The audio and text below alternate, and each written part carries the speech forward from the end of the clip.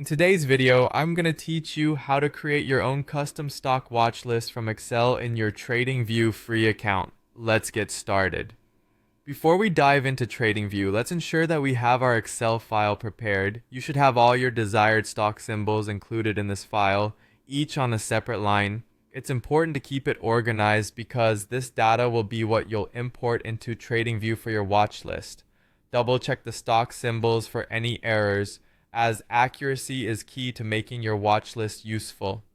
Once you have your Excel file ready, open up your Tradingview account and navigate to your chart. This is where we will set up the watch list.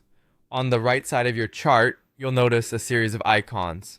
Locate the watch list icon, which looks like a small list or document. Click on it to open the watch list panel. With the watch list panel open, look at the top and you'll see a drop-down arrow next to the word watch list. Click this drop-down to open the menu of options available to you. We're interested in the option titled Import List because this allows us to bring in the stock symbols from our Excel file directly into our Tradingview account, simplifying the process of creating a custom watch list. After clicking Import List, you will be prompted to select your Excel file. Here's where the importance of having a clean and properly formatted list comes into play.